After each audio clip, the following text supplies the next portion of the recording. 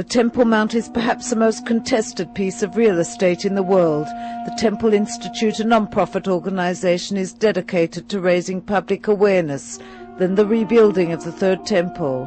Rabbi Chaim Richman talks to Info Live TV.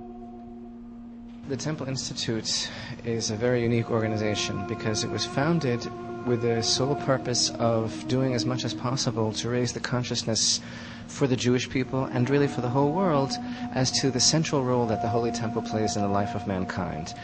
And this is really a basic principle of Jewish faith, that the Holy Temple is not just some magnificent synagogue. It really wasn't a synagogue at all, or just some beautiful building rooted in the biblical past of the Middle East, but rather it's seen by the Torah as the vehicle that brings about a certain spiritual reconciliation between all of mankind and God. And of course, every prophet of Israel tells us that the time will come when the temple will again be rebuilt, and actually it's the era, the epic of the Third Temple, which is seen, for example, when we study Isaiah, as the time which will be unparalleled in human history, when all mankind will be at peace and united in the recognition of God.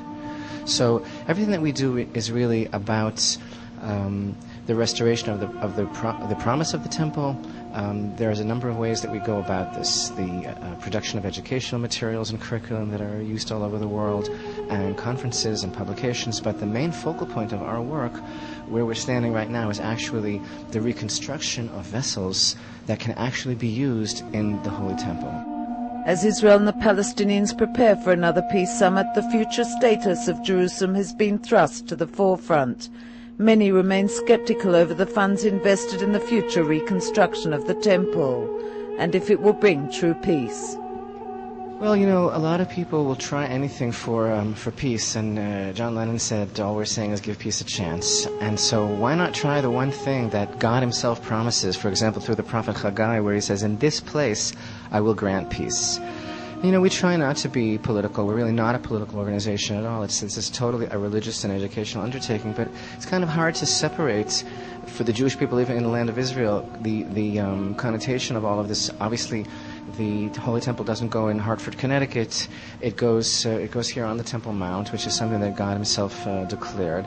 But basically, the idea is that, you know, we're really just trying to do everything possible as a declaration of our faith, that we believe that this is the destiny of the Jewish people. And you know, Rabbi Shlomo Carlebach of blessed memory used to say something very beautiful. When confronted with this question, you know, we look at the geopolitical reality today, and it's the very last thing in the world that anyone expects is that there be some sort of situation wherein the Jewish people could rebuild the Holy Temple. He used to say, you know what, if we're the people that we're really supposed to be, the Muslims would come to us and say, could you please build the Holy Temple on this mountain and bring the divine presence back into the world? Because the Jewish people are instructed in the Torah to be a light to the nations. What does that mean? You know, we're called a kingdom of priests and a holy people, the chosen people. Now, not everyone is comfortable with that appellation. I woke up one morning and there it was. I didn't fill out a form. And it doesn't mean that we're the best pediatricians and Wall Street brokers and film producers. We happen to be that also, but that might be a coincidence. But what it really means is that God has chosen the Jewish people to be the vehicle throughout the saga of human history, wherein he proclaims to the whole world that he exists. And you know what? When you look at a Jew in the world today, there's no other explanation for the fact that we're here except that there's a God in the world. And really, the Holy Temple is not an ethnocentric thing. It's not only for the Jewish people. When the Holy Temple stood, Isaiah says, my house shall be called a house of prayer for all people. And the whole world streamed there to engage in this direct relationship with God. And this is what we're promised when the Holy Temple is built, that it will once again become the focal point of the spiritual energy of mankind. Years of research are invested into studying the various artifacts, musical instruments, vessels and robes worn, the metals, precious gems and cloth used. Once complete, craftsmen and artisans set about executing them accordingly. Things that we are working on here and that are displayed and that have been seen by people from all over the world are not merely replicas or copies or models, but they're actually real, so they can actually be used in the Holy Temple. In other words, they are made according to the exact requirements of Jewish law, so that they, to use the phrase, are actually kosher and can actually be functional in the Holy Temple. And that is really what catapults this project into an exercise in not only faith but action as well. Here we have one of the most magnificent vessels of the Holy Temple, it's the table of the showbread that sits in the sanctuary itself, in the holy area of the Holy Temple. The Bible describes to us in the book of Exodus that there's a golden table on which are placed 12 loaves of specially baked bread, which represent the 12 tribes of Israel. And these breads, called the showbread, are to be displayed before the Shekhinah, the divine presence in the Holy Temple at all times. This is a lyre as opposed to a harp. The lyre has 10 strings, and this actually is the instrument which in Jewish tradition is associated with King David. And in fact, there is a teaching in the Talmud that King David had a lyre suspended above his bed, and then at midnight a north wind blew on it of its own accord and woke him up, and in those wee hours he did his own private meditation with God and wrote the book of Psalms. So this is actually the lyre of King David.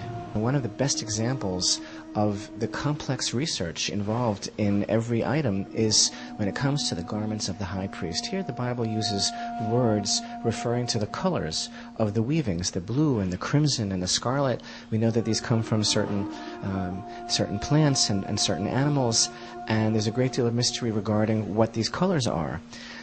When it comes to the breastplate of the high priest, one of the 8 garments, the breastplate of the high priest, which is considered one of the 8 garments of the high priest, the 12 stones of the breastplate of the high priest, of course, which are representative of the 12 tribes of Israel, these stones took the scholars and rabbis of the Temple Institute over a decade to reach a final conclusive identification of what the stones are. Recently, a delegation of ministers from Papua visited the institution and contributed $10,000, gold bars and precious gems.